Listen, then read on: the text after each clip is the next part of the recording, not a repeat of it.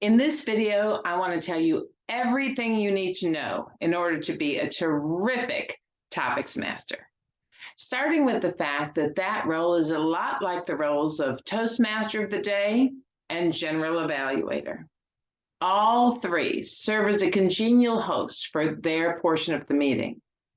They are the head cheerleader as they warmly welcome people to the stage and congratulate them when they are done.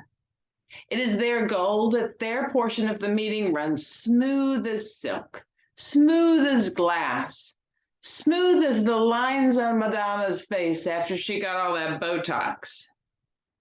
And part of ensuring that the meeting runs smoothly is making sure that the speaking area is never left unattended. A lot of times visitors are so nervous that the second they're done speaking, they want to run away back to their seat. And it's your job to intercept them. Maybe call out something like, "Hey, Mrs. Smith, don't leave so quickly. I'm coming to congratulate you. Here at Toastmasters, we practice never leaving the speaking area unattended." A gentle reminder like that can be beneficial for the entire club. Sometimes we get a little sloppy. Now I want to tell you about your opening statement as the topics master. If you have guests, you're going to want to start by explaining what table topics are and why we have them. Table topics are impromptu speeches, and most of our communication is impromptu. Whether you're talking to your boss or you're at a party or you're having lunch with family members, the ability to construct clear, concise, articulate answers is priceless. And it's a skill that can be learned. That's why we practice table topics. Also, if visitors are going to be asked to participate, you want to tell them about the timing. Encourage them to speak until they see that green flag, indicating that they've reached the minimum time of 1 minute. They'll see a yellow flag at 1.5 minutes and a red flag if they hit the maximum time of 2 minutes. And they're cutting into their 30-second grace period, so they need to wrap that up. The other thing that club members should know about, but you'll want to tell any visitors, is if the club has a policy about something that can't be talked about. One of my clubs meets at a church, and they restrict what we can talk about. Most clubs don't have taboo topics, but we do have an unspoken policy that if you talk about something sensitive, like religion or politics, you are sensitive to other people's opinions and you never berate anyone. Except maybe you can poke a little bit of fun at Madonna's for all that Botox. I was once topics master, and I asked a question to a visitor: who is the historical figure you would most like to meet? And she twisted that question around and she went off on a tirade about how the person she doesn't want to meet is so-and-so, this politician. And she talked about all horrible things about him, and anybody who supports him is an idiot.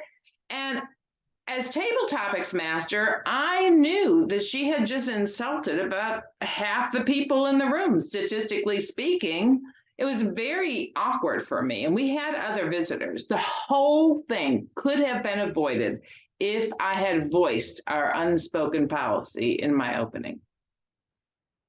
Now, if there are no visitors, you can just launch into it and start by explaining how you are going to conduct table topics.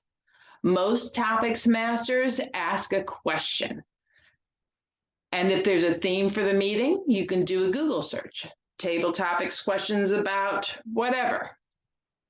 At UAB, we have a box of table topics questions, and topics masters can just pull a card to ask. But there are a lot of creative ways to do table topics. At Protective Pace Setters, club member Christine will often come with a list of headlines, something true but unusual, and volunteers are asked to tell the story of what follows that headline. What's up with man found dead in graveyard? That's a true headline.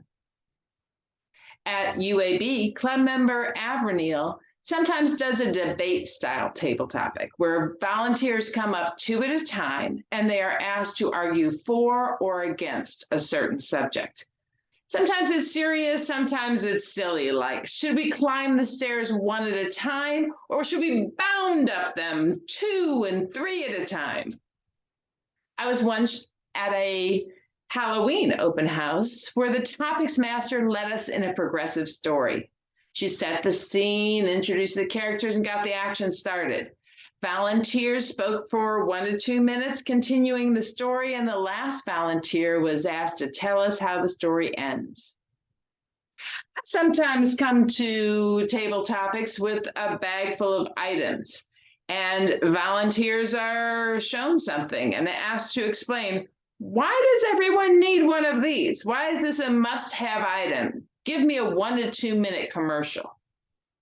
But really anything that requires a 1 to 2 minute impromptu response can serve as table topics. And if you have any creative ideas, please leave them in the comments. Once you have explained how you are conducting table topics, it's time to call for your first volunteer. And 9 times out of 10, there's going to be a hand that shoots up. Ooh, Mr. Carter, I love table topics. It's an old TV reference. Welcome back, Carter, if you're too young to get that. Anyways, 9 times out of 10, that hand belongs to the person in your club who loves to talk the most. And they're probably already on the agenda for a big role. They're giving a speech, they're the Toastmaster of the day. Know that you don't need to call on them just because their hand went up first. Your ideal volunteer is a club member who doesn't have a role or has a small role. And once that person has demonstrated how table topics work, I like to open it up to visitors. I make this very low pressure, no pressure. It's just an opportunity if they'd like to do it. And I let them know that our policy is that if you don't like the first question, you can take a mulligan. We'll give you another one. We want to make it very easy for visitors. In between volunteers, you want to say a few sentences as a segue to the next speaker.